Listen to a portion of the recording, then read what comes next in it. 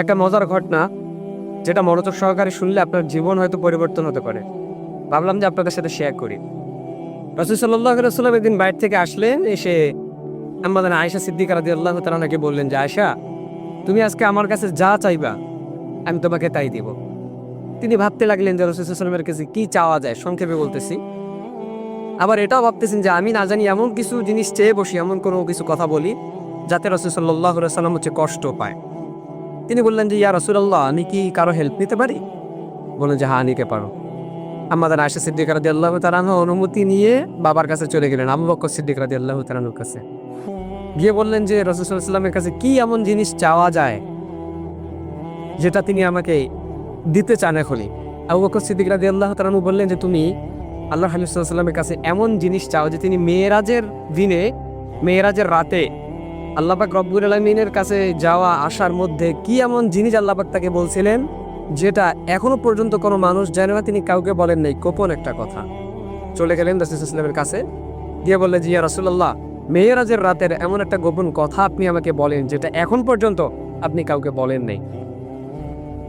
তো রাসূল সাল্লাল্লাহু আলাইহি ওয়াসাল্লাম মুস্কি হাসলেন এবং তিনি রসিকতা করলেন একটু আয়েশা সিদ্দিকা রাদিয়াল্লাহু তাআলা আনহার সাথে, যে তিনি বললেন যে, আমি যদি গোপন কথা তোমাকেই বলে দিলাম তাহলে গোপন আর গোপন থাকলো কই?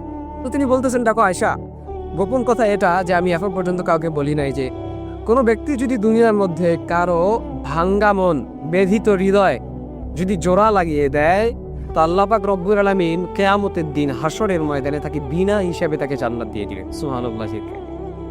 তো তিনি আবু বকর সিদ্দিক রাদিয়াল্লাহু তাআলা আনহু কিন্তু ওয়াদা নিয়েছিলেন যে, আয়েশা, তুমি কথাটা শুনেই তুমি আমার কাছে এসে বলবা।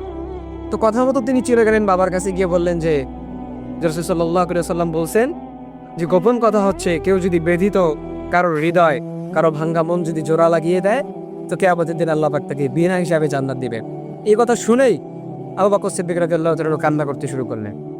আয়েশা সিদ্দিকা রাদিয়াল্লাহু তাআলা আনহা বলেন যে, বাবা, আপনি তো জীবনে কত মানুষের ভাঙ্গা মন জোড়া লাগিয়ে দিয়েছেন, কত ব্যথিত হৃদয়ের আপনি জোড়া লাগিয়ে দিয়েছেন, কষ্ট দূর করে দিয়েছেন, আপনি কাঁদেন কেন? আপনার তো বিনা হিসাবে জান্নাত পাওয়া উচিত। আবু বকর সিদ্দিক রাদিয়াল্লাহু তাআলা আনহু বললেন, তুমি একটু কথাটাকে উল্টোভাবে ভাবো।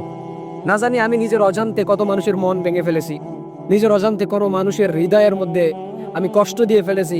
কিয়ামতের দিন যদি আমার হিসাব চার আল্লাহ পাক যদি বিনা হিসাবে আমাকে জাহান্নাম দিয়ে দেন, তা আমার ফয়সালা আমার সেদিন কি হয়ে যাবে? আমি কি করবো সেদিন? আমার কোনো কিছুই করার থাকবে না, আমি বড় ক্ষতির মধ্যে পড়ে যাও। তো এই জন্য আল্লাহর হাবিব সাল্লাল্লাহু আলাইহি ওয়াসাল্লাম বলতেছেন, দুনিয়ার মধ্যে তোমরা কারো মন নিয়ে খেলা করিও না, মানুষের মন ভাঙিও না, হৃদয়ের ব্যথা তাকে নিয়ে আরো রসিকতা করিও না, তার যতটুকু হৃদয়ের ব্যথা আছে সেগুলো মুছে ফেলার ট্রাই করো। এবং রাসূল সাল্লাল্লাহু আলাইহি ওয়াসাল্লাম বলে, তোমার পাশের বাসার কেউ মিসকিন আছে, কেউ গরিব আছে, তাদের নিয়ে রসিকতা করিও না, ঠাট্টা করিও না। এবং রাসূল সাল্লাল্লাহু আলাইহি ওয়াসাল্লাম বলেন যে, তোমরা তোমাদের যখন মাংস রান্না করো সেখানেও এক গ্লাস পানি বেশি করে দাও, যেন পাশের বাসার তুমি কাউকে খাওয়াইতে পারো, তাকেও এক টুকরা মাংস দিতে পারো। আর যদি তুমি সেটা করতে না চাও কিংবা সেটা না করো, তাহলে তুমি এমন সময় মাংস রান্না করো যে সময় তার বাচ্চা কাচ্চা সবাই ঘুমিয়ে থাকে, তারা ঘুমিয়ে থাকে, যেন তোমার মাংসের ঘ্রাণ যেন তাদের নাক পর্যন্ত না পৌঁছায়। সুতরাং মানুষের কষ্ট, রসিকতা, তাদের হৃদয় বিদারক ঘটনা, এগুলো বলে রসিকতা করিয়েন না, মানুষের মন ভাঙিয়েন না। এমন হতে পারে এই মন ভাঙার কারণে, হৃদয় ভাঙার কারণে কিয়ামতের দিন আল্লাহ আপনাকে নাউজুবিল্লাহ বিনা হিসাবে জাহান্নাম দিতে পারে। কিন্তু আপনি যদি মানুষের মনগুলোকে জোড়া লাগিয়ে দেন, মানুষের ব্যথিত হৃদয়কে যদি আপনি কষ্ট থেকে মুক্ত করে দেন, তাদেরকে নিয়ে যদি আপনি রসিকতা না করেন, হাসি ঠাট্টা না করেন, এমন হতে পারে কিয়ামতের দিন আল্লাহ পাকের সুসংবাদ আপনাকে বিনা হিসাবে জান্নাত আল্লাহ পাক দিতে পারে। তো এই জন্য রাসূল সাল্লাল্লাহু আলাইহি ওয়াসাল্লামের নির্দেশ হচ্ছে, তোমরা মানুষের মন নিয়ে খেলিও না, মানুষের মন ভাঙিও না, মানুষের হৃদয় ভাঙিও না।